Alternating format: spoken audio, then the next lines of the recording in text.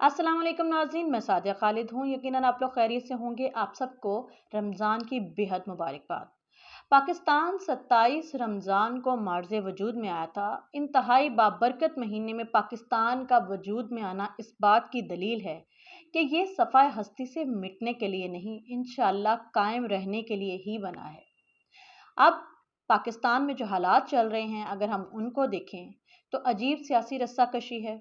अदालतें हैं तो वो अपनी मनमानी कर रही हैं, इदारे हैं तो वो अपनी चलाने पे मुसर हैं, सियासी जमातें हैं तो वो अपनी चलाने के ऊपर दिखाई देती हैं कि हमारी बात सुनी जाए, जो हम कह रहे हैं उसी को माना जाए। इन सारी बातों के अलावा एक अलग से इमरान खान साहब हैं जो कहते हैं कि जो मैं कह रहा हूँ सिर्फ वो दुरुस्त है, बाकी सब गलत है। मेरी बात मानिए, जो मैं कहता हूँ वो करिए, और जो मैं जिससे रोक रहा हूँ, जिससे मना कर रहा हूँ, उससे ख़त्म कर दीजिए, क्योंकि मैं जो कह रहा हूँ वो सबसे बेस्ट है और मेरी बात तो गलत हो ही नहीं सकती। हर सियासी जमात हमेशा से उसका यही वतीरा रहा है। वो ये कहती है वी आर द बेस्ट। हम जो करते हैं हमेशा पाकिस्तान के हक में करते हैं। हमें तो पाकिस्तानी अवाम का दर्द ही बड़ा है। हम तो पाकिस्तानी अवाम के लिए दूध की नहरें खोद देते हैं। हम ये हैं, हम वो हैं। 75 सालों से पाकिस्तान के साथ यही हो रहा है। एक ऐसे बाबरकत महीने में जब रब कहता है कि मेरी बरकतें समेट लो, मेरी रहमतें लूट लो, क्योंकि शैतान को बांध लिया तुम्हें कोई चीज़ रोक नहीं सकती। ऐसी सिचुएशन में जब रब ताला ने हमें एक ऐसा इनाम पाकिस्तान की सूरत में दिया है, उस वक्त में पाकिस्तान ही के ऊपर ऐसे कठिन मराहिल, ऐसे कठिन हालात कि समझ नहीं आ रहा ये ऊँट किस करवट बैठेगा, मईशत किस तरफ जाएगी। अगर हम इन तमाम हालात को देखें तो एक चीज़ जो हमारे सामने आती है, अगर हम ईमान पुख्ता रखें और हमारा तवक्कल मज़बूत हो, तो ये बात तो तय है कि पाकिस्तान सफ़ाए हस्ती से मिटने के लिए नहीं बना। पाकिस्तान अगर मार्ज़े वजूद में आया है, रब ने हमें अता किया है, तो उसके पीछे ज़रूर कोई वजह है। अगर ऐसा ना होता, 75 सालों से जब से पाकिस्तान मार्ज़े वजूद में आया है, इसको लूट-लूट के लोगों ने खाया है। इसकी कोशिश की है कि इसका कुछ ना छोड़ा जाए। इसकी मादनियात, इसके वसाइल, इसके पैसा और इसकी नेक-नामी, हर चीज़ को लूट-लूट के खाया है। लेकिन फिर भी न जाने वो कौन-सी ताकत है जो पाकिस्तान को चलाए चले जा रही है।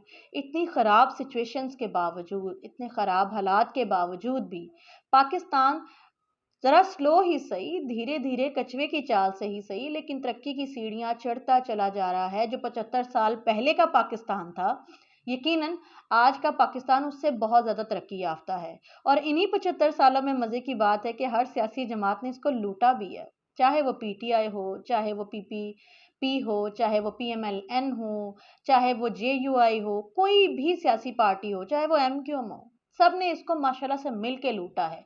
लेकिन हैरत की बात है कि इन सब के लूटने के बावजूद भी तरक्की के सीने चढ़ता चला जा रहा है, तो फिर ईमान हमारा मजबूत हो जाता है कि यकीनन रब की ज़ात भी चाहती है कि ये मुल्क बना रहे और इस मुल्क को कोई कुछ ना करे। अभी आज एक अदालती फैसला आया। जस्टिस अतहर मिनल्ला ने कहा कि वो जो फैसला था, जो कहा गया था कि 3-2 से उसकी रूलिंग कैंसिल की गई थी। वो 3-2 नहीं थे, 3-4 थे। मैं भी इस बेंच में शामिल था, ना तो मैं खामोश हुआ, ना ही मैंने इसकी मुखालफत की और मुझे इसमें शामिल ही नहीं किया गया।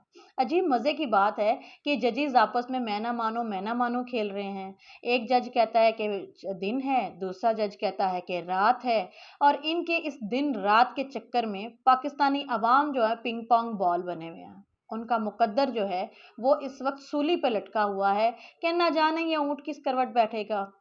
हुकूमत ने चीफ जस्टिस के खिलाफ जो है वो करारदाद पास कर दी है कि जी इन्होंने जो इलेक्शन के लिए फैसला दिया है, हम इस फैसले को नहीं मानते हैं, क्योंकि ये फैसला जो है वो एक तरफा है। तमाम जो जजेस हैं उनको शामिल नहीं किया गया है। हम फुल बेंच चाह रहे थे और फुल बेंच नहीं बनाया गया। अपनी मनपसंद जो जजेस हैं उनको यहाँ पे बिठा के और अपनी मर्जी का फैसला किया गया। फैसला वो दिया गया है या फैसले वो दिलवाए जा रहे हैं जो कि डायरेक्ट डायरेक्टली और इनडायरेक्टली पीटीआई को बेनिफिट करें। सो चूँकि इस टाइम चीफ जस्टिस साहब एक सियासी पार्टी बन गए हैं, सो इस वजह से हम इन फैसलों को नहीं मानते। करारदाद जो है मुत्तफ़िक़ा तौर पे मंजूर कर ली गई और उस करारदाद के पास होने के बाद फिर जस्टिस अतहर मिनल्ला जो हैं उनका भी बयान आता है और वो जो पिटिशंस 3 दाखिल की गई थी उनको उन्होंने खारिज कर दिया कि जी ये पिटिशंस जो हैं वो तो सुनने के लायक ही नहीं है, क्योंकि जो 7 जजेस का बेंच बैठा था उसमें 4-3 के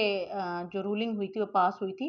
3 ने इसके हक में फैसला दिया था और 4 ने मुखालिफ दिया था, तो चूंकि अक्सरियत इसके खिलाफ है तो लिहाजा हम इसको जो है वो रूल को पास नहीं कर सकते। चीफ जस्टिस साहब चाहते हैं कि इलेक्शन किसी भी सूरत में हो। अब मुझे ये समझ नहीं आती कि अगर इलेक्शन पंजाब में जो चीफ जस्टिस साहब ने फैसला दे दिया कि इलेक्शन जो है वो करवा दिए जाएं, तो फिर केपीके में क्यों ना भी हो? केपीके में ऐसी क्या खास बात है कि उसके इलेक्शंस अक्टूबर में हो, पंजाब में ही क्यों पहले करवाने हैं?